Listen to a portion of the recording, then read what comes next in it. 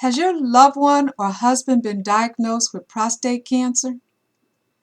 I'm Dr. Hamilton Stubbs, a board-certified sleep specialist and a medical researcher.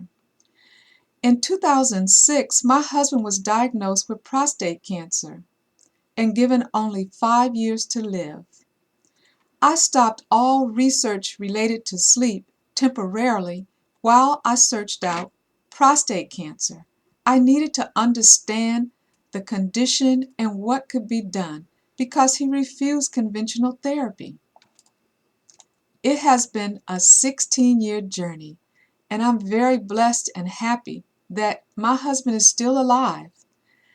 I get a lot of women who ask me, "What are you doing for your husband?" Prostate cancer affects so many people. Depending on your ethnicity, it can be 1 in every 4 men or 1 in every 6 men. That's a lot of men.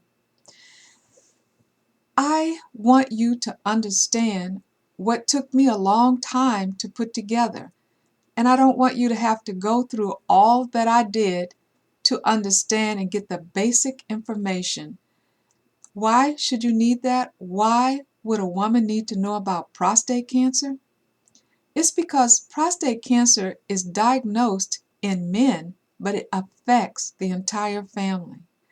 If you have a husband or a loved one that's been diagnosed with prostate cancer, your life will be impacted. And I'm not just talking about intimacy, it will be impacted in many ways because people like to think of prostate cancer as a slow-growing tumor. In fact, I was told, don't worry about it. A lot of people didn't even consider it cancer. But men die from prostate cancer every day. And I was expecting that my husband would live longer than 5 years. So women need to know about it because it affects us. And many men depend on us to guide them through the healthcare system. How many people have had to tell your husband, you need to go to the doctor? I know in my medical practice, I've seen many men who didn't come on their own.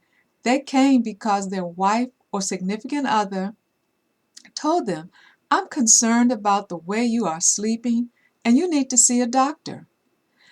After the sleep was stabilized and we solved this problem, I can't think of a single man who wasn't happy to have his wife or significant other there to help him through this journey of just sleeping better. So on May 6th at 7, I want to share with you just some of the basics about prostate cancer, how it's diagnosed, and we'll start with the PSA, prostate-specific antigen.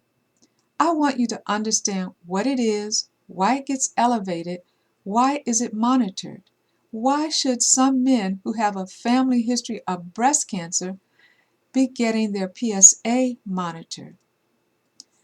I want you to get a head start on understanding a condition that can affect you and your entire family, not just your husband. So it's time to come together and share our knowledge. So often, things are directed solely at the man. But I want to tell you, there's room for you at this table, and there are some things that you need to know so that you and your husband or significant other can be prepared for what's ahead on the journey. On May 6th at 7, I'll be on a Zoom webinar. You can get the link when you register at Eventbrite.